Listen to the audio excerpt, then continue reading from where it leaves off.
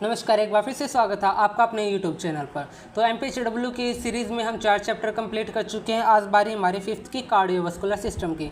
तो बिना किसी देरी के वीडियो स्टार्ट करते हैं। चलिए, कार्डियोवास्कुलर सिस्टम जो है वो कार्डियोवास्कुलर में दो शब्दों से मिलकर बना है, cardio plus vascular.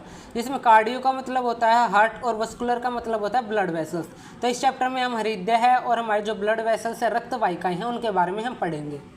Blood vessels, यह हमारी जो बॉडी उसमें जाल की तरह फैली हुई है और जो हमारी बॉडी में जितने भी ऑर्गन्स हैं उन सभी में जो ब्लड पहुंचाने का काम है वो हमारे ब्लड वेसल्स करती हैं। हार्ट के माध्यम से ब्लड फ्लो को कंट्रोल भी करती हैं। फिर आर्टरीज, ब्लड को हार्ट से दूर ले जाने का काम करती है। आर्टरीज की वॉल की मोटाई वेंस की वॉल में ज़्यादा होती है। तो जो हमारी आर्टरीज होती है ना, उनमें वेंस के मुकाबले ब्लड का ज़्यादा प्रेशर पाया जाता है। आर्टरीज टिश्यू की 3 लेयर की बनी होती हैं। आउटर लेयर होती है, मिडल लेयर है, इनर लेयर है। जिसे आउटर लेयर हमारी फिब्रस टिश्यू की होगी, middle layer muscle elastic tissue की होगी और इनर लेयर वो स्क्वैमस एपिथेलियम की होगी। फिर है एट्रियोल्स, बहुत सी छोटी छोटी ब्रांचेस डिवाइड होती हैं आर्टरीज की, जिन्हें आर्टरियोल्स कहा जाता है। वेंस है, वेंस तो हमारी बॉडी में जितना भी ब्लड फ्लो हो रहा है ना, उस ब्लड को हमारे हार्ट तक लाने का काम हमारे वेंस करती है। यह टिश्यू की 3 लेयर की बनी होती है, ट्यूनिका एडवेंटिटा, ट्यूनिका मीडिया और ट्यूनिका इंटीमा। आर्टरीज है वो हार्ट से बॉडी में ले जाने का काम करेगी ब्लड को, और जो वेंस है वो ब्लड ऑर्गन से हार्ट तक ब्लड को लाने का काम करेगी। वेंस में ब्लड का प्रेशर आर्टरी से कम होता है, इस कारण वेंस को काटने पर बहुत कम मात्रा में ब्लड फ्लो होता है। जैसे अभी हमने बात की थी, किसी व्यक्ति का हाथ कट जाता है ना, तो उसके अंदर उसमें ज़्यादा ब्लड फ्लो होता है। वो इसलिए होता है क्योंकि उसमें उसकी आर्टरीज कट जाती है और आर्टरीज की मोटाई ज़्यादा होती है। मोटाई ज़्यादा होने के कारण उसके अंदर जो ब्लड का फ्लो है ना वो भी ज़्यादा होता है। ब्लड सर्कुलेशन ज़्यादा होने के कारण जो पंपिंग है ना ब्लड की, वो बहुत ही जल्दी शरीर से आउट हो जाती है। और वेंस कटती हैं तो वेंस में जो ब्लड का प्रेशर है ना वो बहुत कम होता है, इसलिए उसमें ज़्यादा ब्लड लॉस नहीं होता। लिख रखा है आर्टरी को काटने पर बहुत अधिक मात्रा में ब्लड फ्लो होता है। और जो हमारी पैर की जो लेग्स होती है ना, उसके अंदर जो वेंस हमारी, उसके अंदर कभी भी ब्लड का बैक फ्लो नहीं होता। जैसे हमारी पूरी बॉडी में तो ब्लड का सर्कुलेशन चलता रहेगा, ऐसे सर्कुलेट होता रहता है, लेकिन जो हमारी लेग्स है ना उसके अंदर ब्लड है ना वो कभी वापस बैक फ्लो में नहीं जाता। फिर है वेनुअल्स, छोटी छोटी वेंस को वेनुअल्स कहा जाता है। कैपिलरीज, पहले तो हमने पढ़ा कि एट्रियोल्स क्या हैं। जो हमारी आर्टरीज है वो आगे जाके छोटे छोटे हिस्सों में डिवाइड हो जाती है, जिन्हें एट्रियोल्स कहा जाता है। अब एट्रियोल्स भी आगे चलकर छोटी छोटी वेसल्स में डिवाइड होने लग जाते हैं, जिन्हें कैपिलरीज कहा जाता है। कैपिलरीज के माध्यम से छोटी छोटी एट्रियोल्स को छोटी छोटी वेनुअल्स में मिलाया जाता है। वेनुअल्स हमारी छोटी छोटी वेंस होती है। यह कैपिलरीज टिश्यू की चारों तरफ पाई जाती है और सब्सटेंस की सप्लाई की जाती है और वेस्ट प्रोडक्ट को रिसीव किया जाता है। Blood supply to blood vessels हैं। जो मोटी ब्लड वाली ब्लड वेसल्स होती हैं ना, वैसा वेसोरम के द्वारा प्योर ब्लड की सप्लाई की जाती है। और जो पतली हमारी ब्लड वेसल्स होती है ना, तो उसके अंदर ही जो ब्लड पाया जाता है उन्हीं ब्लड वेसल्स के द्वारा है उसको ब्लड की सप्लाई की जाती है। फिर हमारा हार्ट आता है। तो सभी को पता है हमारे शरीर का मेन हिस्सा जो है, ऑर्गन है, वो हमारा दिल है। दिल का जो आकार है वो त्रिकोणीय आकार का होता है। और हमारे दाहिने हाथ की जो मुट्ठी है ना, उस जितना हमारा हार्ट का जो वो साइज़ होता है और मसल्स का बना हुआ ये ऑर्गन होता है। इसका कलर रेडिश ब्राउन होता है। मेल्स में ये 300 ग्राम का होता है और फीमेल्स में ये 250 ग्राम का होता है। थोरेसिस कैविटी, जो हमारी स्टर्नम पाया जाता है ना, 2 लंग्स के बीच की जगह है, वहाँ पे इसकी जो लोकेशन होती है हार्ट की 3 लेयर होती है। पेरिकार्डियम है, मायोकार्डियम है, एंडोकार्डियम है। पेरिकार्डियम यह हार्ट के सबसे बाहर की लेयर है। यह लेयर 2 लेयर्स की बनी है। पेरेंटल पेरिकार्डियम है, बाहर की लेयर है। वेसेरल पेरिकार्डियम है, यह अंदर की लेयर है। सेरुलो पेरेंटल पेरिकार्डियम के बीच पाए जाने वाले स्पेस को पोटेंशियल स्पेस कहा जाता है। पोटेंशियल स्पेस में एक फ्लूइड भरा होता है, जिस फ्लूइड को सीरस फ्लूइड कहा जाता है। यह सीरस फ्लूइड हार्ट को नमी प्रदान जो करने का काम करता है वो करता है। और जब हार्ट के अंदर बीटिंग होती है ना, हार्ट कॉन्ट्रैक्शन रिलैक्सेशन करता है, उसके अंदर बीटिंग होगी तो हार्ट की फ्री मूवमेंट है वो करवाने का भी काम करता है और हार्ट को सुरक्षा भी प्रदान करता है। फिर आता है मायोकार्डियम। पेरिकार्डियम और एंडोकार्डियम के बीच की में पाई जाती है, यानी जो मिडल लेयर होती है ना हार्ट की, वो मायोकार्डियम होती है। और ये 2 लेयर्स की बनी होती है। पहला आता है कॉन्ट्रैक्टाइल सेल और फिर है कार्डियक सेल। कार्डियक सेल के द्वारा जो है इम्पल्स एक स्थान से दूसरे स्थान तक ले जाई जाती है हमारी। फिर है एंडोकार्डियम। हार्ट की जो सबसे अंदर की लेयर होगी वो होगी हमारी एंडोकार्डियम। हार्ट के सभी चैम्बर हैं, वेल्व है, उनको कवर करने का काम करती है और एपिथेलियल सेल की बनी होती है ये। फिर इनर स्ट्रक्चर ऑफ हार्ट। तो इनर स्ट्रक्चर ऑफ हार्ट में हार्ट के अंदर एक सेप्टा पाया जाता है जो हार्ट को जो है दो साइडों में डिवाइड कर देता है। एक हमारी राइट साइड होती है और एक लेफ्ट साइड होती है, लेफ्ट साइड के भागों में बांट देती है। और इसके अंदर भी जो हार्ट की हर एक साइड है ना वो भी दो हिस्सों में डिवाइड हो जाती है, जिसकी ऊपर की साइड जो हमारी एट्रियम होती है और जो नीचे की साइड हमारी होती है वो वेंट्रिकल होती है। और जो फीटल लाइफ होती है ना उसमें फीटस जो है ना उसके एट्रियम दोनों जुड़े होते हैं, इस कारण दोनों एट्रियम में ब्लड एक समान होता है। और एंट्रियो वेंट्रिकुलर वेल्व्स के द्वारा हार्ट के दोनों साइड में पाए जाने वाले एट्रियम और वेंट्रिकल एक दूसरे से संबंधित होते हैं। फीटल लाइफ में ना जो हमारे दोनों एट्रियम होते हैं वो एक दूसरे से जुड़े होते हैं, जिनके कारण उनमें ब्लड समान मात्रा में पाया जाता है। तो हार्ट के 4 चैम्बर होते हैं, ऊपर तो हमारे एट्रियम आते हैं, नीचे हमारे वेंट्रिकल आते हैं। तो राइट एट्रियम है, लेफ्ट एट्रियम है, राइट वेंट्रिकल है, लेफ्ट वेंट्रिकल, ये हमारे चैम्बर दे रखे हैं हार्ट की। राइट एट्रियम है, राइट एट्रियम में सुपीरियर वेना कावा और इन्फीरियर वेना कावा के द्वारा बॉडी का इम्प्योर ब्लड या डीऑक्सीजनेटेड ब्लड पहुंचता है। आगे मैं डायग्राम से समझा देता हूँ, मैंने पहले डायग्राम बना रखा है। और मेरा आप लोगों से पहले क्वेश्चन ये है, ये बताइए कि एनाटॉमी के बाद या एनाटॉमी के साथ साथ हम कौन सी बुक स्टार्ट करें। एक बुक तो हमारी आती है प्राइमरी हेल्थ नर्सिंग की, एक आती है कम्युनिटी हेल्थ नर्सिंग की। आप जो बुक कहोगे मैं वही स्टार्ट कर दूंगा। और उनके अंदर जो है हिंदी में लिखा गया, तो ये भी जानना कि उनके अंदर ज़्यादा समझाने की बात नहीं है। अगर आप कहते हो कि वो हमें समझना है तो मैं उनको समझा के भी अपलोड कर दूंगा वीडियो को। अगर कहते हो कि एज ए PDF फॉर्म में अपलोड कर दी जाए तो एज ए PDF फॉर्म में भी वो आपको प्रोवाइड कर दी जाएगी। तो कमेंट में बताना जरूर प्राइमरी हेल्थ नर्सिंग स्टार्ट करें या कम्युनिटी हेल्थ नर्सिंग स्टार्ट करें। तो है वो फंक्शन समझ लेते हैं। जैसा आप बुक के अंदर दिखाया गया है वैसा वैसा हम एक्सप्लेन करते चलेंगे। तो ये हार्ट का मैंने डायग्राम बना रखा है। सबसे पहले देख लेते हैं हार्ट हमारा 4 चैम्बर का है। यह जहाँ जहाँ मैंने कलर का रखा है ना ये हमारे चैम्बर हैं, जिसके अंदर हमारा जो पिंक कलर से शो हो रहा है वो हमारा राइट एट्रियम का चैम्बर है, रेड कलर से शो हो रहा है वो लेफ्ट एट्रियम है, ये राइट वेंट्रिकल है, ग्रीन कलर का, ऑरेंज कलर का हमारा आता है लेफ्ट वेंट्रिकल। तो हमें पीछे दिखाया गया पहले राइट एट्रियम के अंदर सुपीरियर वेना कावा और इन्फीरियर वेना कावा के द्वारा डीऑक्सीजनेटेड ब्लड पहुंचता है। तो अब ये भी ध्यान रखने वाली बात है कि जो हमारी आर्टरीज है ना वो तो ऑक्सीजनेटेड ब्लड हमारी बॉडी में कैरी करती है और वेन्स है वो डीऑक्सीजनेटेड ब्लड हमारी बॉडी में कैरी करती है। तो यहाँ पे आती है हमारी सुपीरियर वेना कावा और ये है हमारी इन्फीरियर वेना कावा। ये जो हमारी बॉडी से डीऑक्सीजनेटेड ब्लड है उसको ला के राइट एट्रियम के अंदर पहुँचाएंगी। यहाँ पे लिख रखा है बॉडी का इम्प्योर ब्लड या डीऑक्सीजनेटेड ब्लड पहुँचता है राइट एट्रियम के अंदर। इन सुपीरियर वेना कावा और इन्फीरियर वेना कावा तो डीऑक्सीजनेटेड ब्लड को पहुँचा दिया राइट एट्रियम के अंदर। अब राइट एट्रियम के अंदर एक वॉल लगी होती है जिसे ट्राइकोस्पिड वल्व कहते हैं। ये मैं आगे पढ़ लेंगे, जैसे जैसे पहले हमें बुक में दिखाएगा मैं वैसे एक्सप्लेन कर देता हूँ, फिर क्लियरली एक्सप्लेन कर देंगे। राइट वेंट्रिकल में राइट एट्रियम का ब्लड AV वेल्व ट्राइकोस्पिड द्वारा पहुँचता है। ये दिखा रखा हमें राइट वेंट्रिकल का दिखा रखा, हमारा जो ब्लड है वो राइट एट्रियम के अंदर आ चुका है। अब राइट एट्रियम और राइट वेंट्रिकल के बीच में एक वाल्व लगी होती है जिसे ट्राइकोस्पिड वाल्व कहते हैं।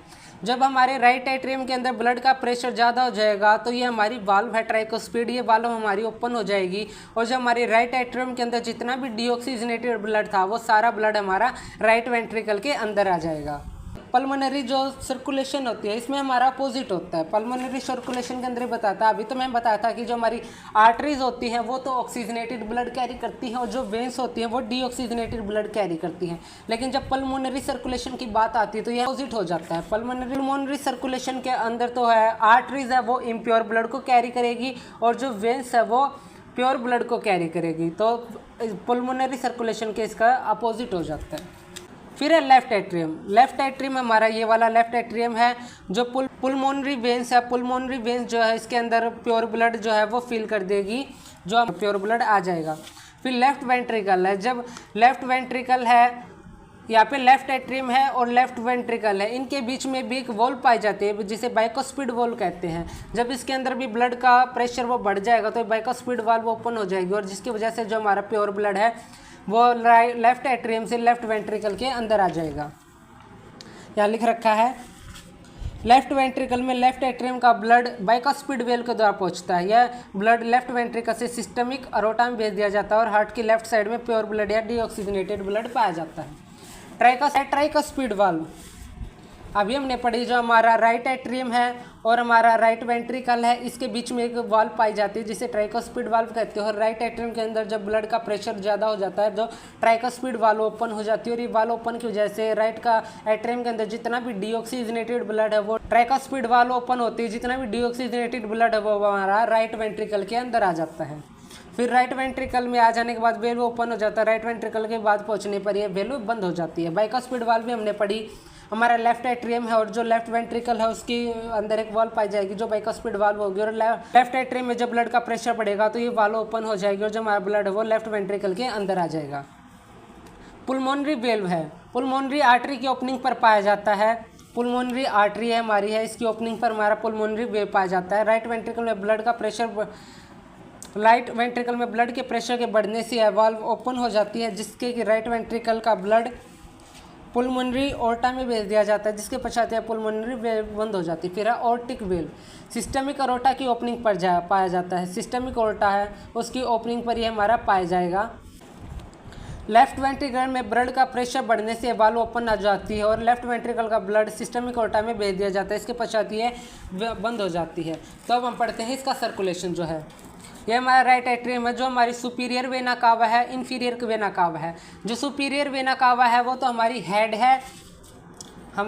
है, नेक है, और जो अपर पोर्शन हमारा उसके अंदर से जो डीऑक्सीजनेटेड ब्लड है वो कैरी करती है और हमारे राइट एट्रियम के अंदर लाती है। और फिर वही है इन्फीरियर वेना कावा, नेक और हेड को छोड़ के हमारे बॉडी का जितने भी हिस्से बच गए ना उन सभी से जो डीऑक्सीजनेटेड ब्लड है वो हमारी कैरी करती है इन्फीरियर वेना कावा। ये दोनों हमारी superior vena cava, inferior vena cava, ये दोनों लाएंगे डीऑक्सीजनेटेड ब्लड को राइट एट्रियम में। राइट एट्रियम से हमारा ब्लड पहुंचेगा राइट वेंट्रिकल में। हमारा राइट वेंट्रिकल के अंदर जो डीऑक्सीजनेटेड ब्लड आ चुका है, अभी डीऑक्सीजनेटेड ब्लड हमारा राइट वेंट्रिकल में आ गया, तो यहाँ राइट वेंट्रिकल से हमारी पुल्मोनरी आर्टरी जो है ना इस इम्प्योर ब्लड को लंग्स के पास ले जाएगी।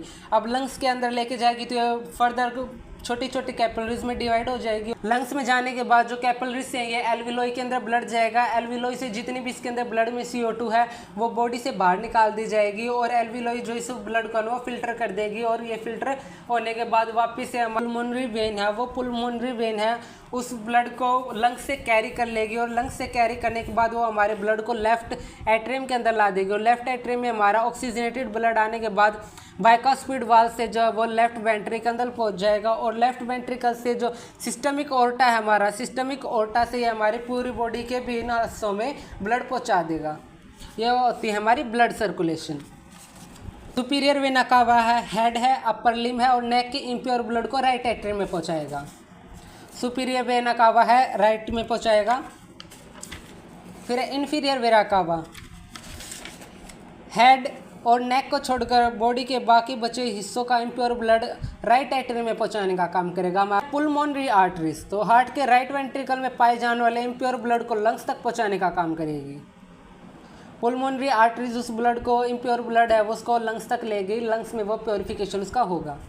पुल्मोनरी वेन्स है, जब वो ब्लड प्योर हो जाएगा, डीऑक्सीजनेटेड हो जाएगा वो ब्लड, जो पुल्मोनरी वेन्स है उस ब्लड को लंग्स से कैरी कर लेगी और हार्ट के लेफ्ट एट्रियम में पहुंचाने का काम करेगी। सिस्टमिक ओर्टा है, जब वो ब्लड हमारा लेफ्ट वेंट्रिकल के अंदर आ जाएगा तो लेफ्ट वेंट्रिकल से जो सिस्टमिक ओर्टा में जाएगा और उस तरह से वो पूरी बॉडी के अंदर जो है ब्लड का फ्लो हो जाएगा।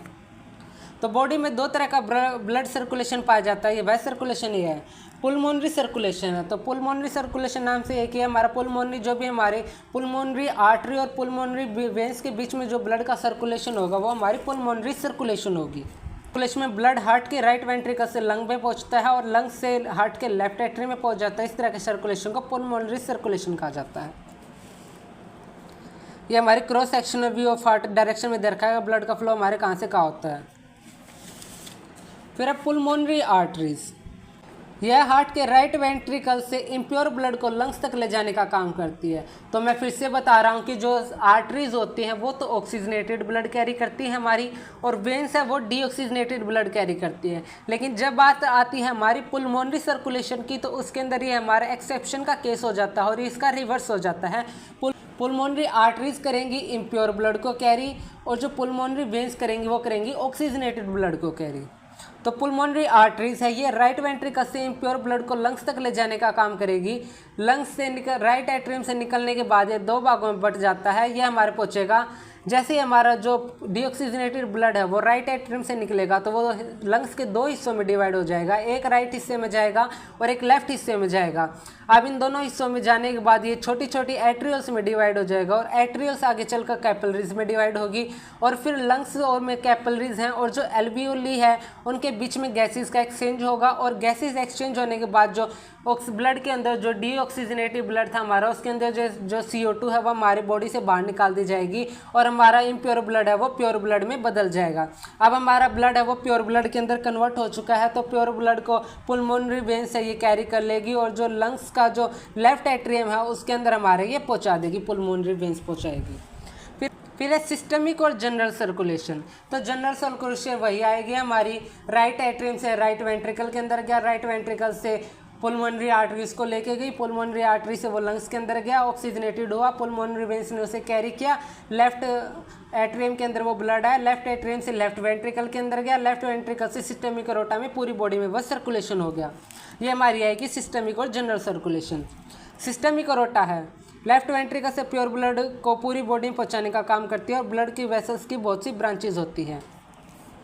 ये वही है superior vena cava, inferior vena cava हमारे जो काम करती है मैंने अभी बताया था। सुपीरियर वेना कावा हमारा नेक है, हेड है, अपर लिम से डीऑक्सीजनेटेड ब्लड कैरी करेगी टू राइट एट्रियम के अंदर और इन्फीरियर वेना कावा हेड और नेक को छोड़कर बॉडी के बाकी जितने भी हिस्से बचेंगे उनका इम्प्योर ब्लड कैरी करेगी राइट एट्रियम के अंदर।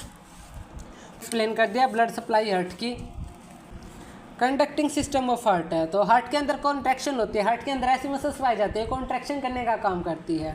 हार्ट बनाई मसल्स का हुआ, अब ये काम ही हार्ट का कॉन्ट्रैक्शन करने का, ये कॉन्ट्रैक्शन नहीं करेगा तो ब्लड जो वो पंपिंग नहीं होगी।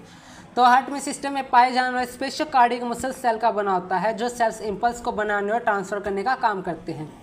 तीन निम्नलिखित स्ट्रक्चर्स होती है, एसए नोड है, एवी नोड है, एवी नोड और बंडल ऑफ हिज है हमारा। मैं इनकी भी पिक्चर दिखा दूंगा, एक पिक्चर लगाने की ट्राई करूंगा जिसके अंदर आपको मेंशन होगा कि एसए नोड है, एवी नोड है, बंडल ऑफ हिज है और पुरकिंजे फाइबर हमारे हार्ट में कहाँ लोकेट होते हैं। तो एसए नोड है हमारा इंपॉर्टेंट आता है कि हार्ट का पेसमेकर हम किसे कहते हैं। तो जो एसए नोड होती है हमारी उसे हम हार्ट का पेसमेकर कहा जाता है।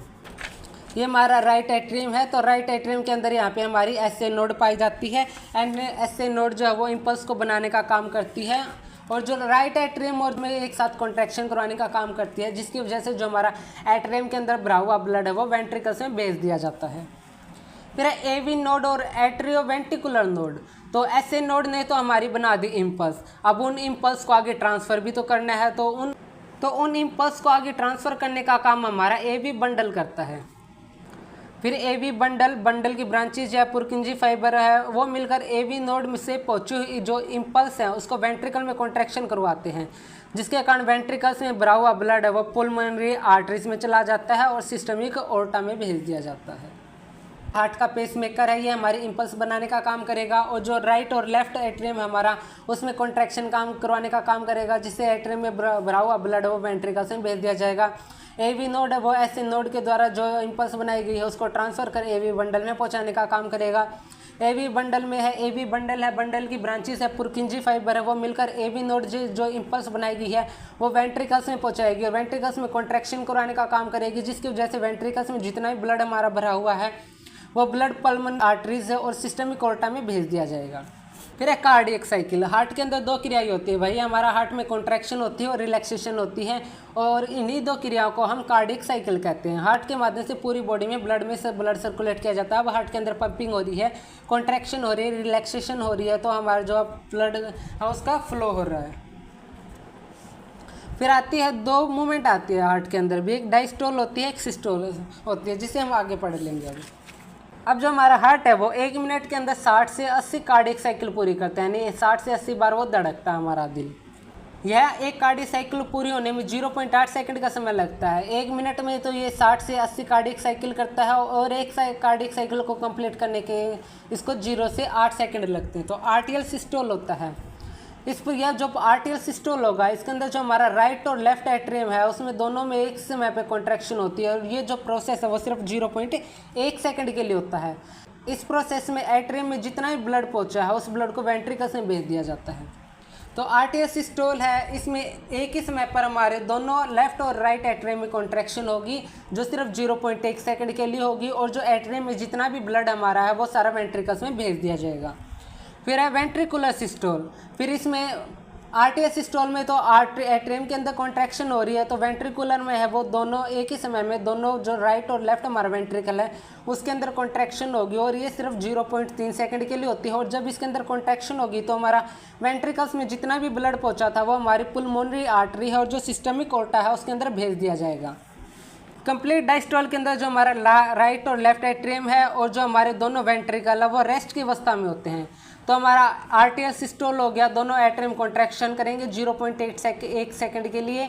वेंट्रिकुलर सिस्टोल है वो दोनों वेंट्रिकल कॉन्ट्रैक्शन करेंगे 0.3 सेकंड के लिए। फिर है कंप्लीट डायस्टोल। इसके अंदर हमारे जो दोनों राइट एट्रियम है और दोनों वेंट्रिकल हैं वो 0.4 सेकंड के लिए रेस्ट में चले जाएंगे। और इस रेस्ट की जो अवस्था होगी उसके अंदर जो नेक्स्ट हमारी कार्डिक साइकिल होगी उसके लिए हमारा एट्रियम के अंदर ब्लड फील होने लगेगा। Heart sound. Cardiac cycle process होती है तो हार्ट की दो साउंड बनाती है। जब हम हमारे दिल पे हाथ रखते हैं तो हमें दो आवाज सुनाई देती है, वो हमारी लब डब की साउंड होती है। लब तो होती है जब एट्रियोवेंट्रिकुलर वेव बंद हो जाती है तब हमें लब की आवाज़ सुनाई देती है, और जब ऑर्टिक और पुल्मोनरी वेव बंद हो जाती है तो डब की आवाज़ सुनाई देती है।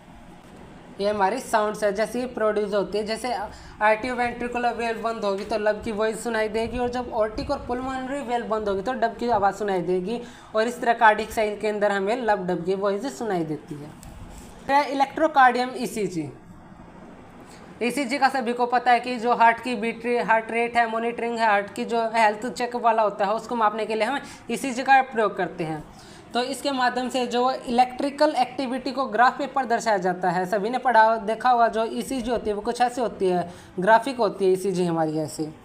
तो ये इलेक्ट्रिक एक्टिविटी को ग्राफ पेपर पर दर्शाया जाता है। इसके अंदर 5 वेव है PQRST। सबसे पहले है हमारी पी वेव। पी वेव हमारे हार्ट का पेस मेकर है। जो एसए नोड है उसने जो इम्पल्स बनाई थी वो इम्पल्स राइट और लेफ्ट एट्रियम में कॉन्ट्रैक्शन को दर्शाती है। तो ये जो हमारी पी वेव होगी ये हमारी राइट और लेफ्ट एट्रियम के अंदर जो कॉन्ट्रैक्शन हो रही है उनको दर्शाने का काम करेगी। QRS वेव है, एसए नोड से वो इम्पल्स एवी नोड से में पहुंची, एवी नोड से वो एवी बंडल और पुरकिंजी फाइबर तक पहुंचने को दर्शाती है। टी वेव है, वेंट्रिकल्स के रिलैक्सेशन रेस्ट की अवस्था है वो उसको दर्शाएगी। तो आज की वीडियो में तो हम ईसीजी तक ही करेंगे। कमेंट में ये जरूर बताना कि प्राइमरी नर्सिंग हेल्थ स्टार्ट करें या कम्युनिटी नर्सिंग हेल्थ स्टार्ट करें। और एक प्लीज़ आप लोगों से रिक्वेस्ट है कि वीडियो को ज़्यादा से ज़्यादा शेयर कीजिएगा। जो लॉन्ग्स वीडियो हैं उनके अंदर व्यू ठीक आ रहे हैं, लेकिन जो हमारी शॉर्ट्स हैं उनके अंदर थोड़ी दिक्कत आ रही है, तो प्लीज़ उसको भी सपोर्ट करिए। मैंने जितना ही पढ़ा है इसका जो डिस्क्रिप्शन के अंदर मिल जाएगा, और वीडियो पर ज़्यादा से ज़्यादा कमेंट कीजिएगा और शेयर कीजिएगा।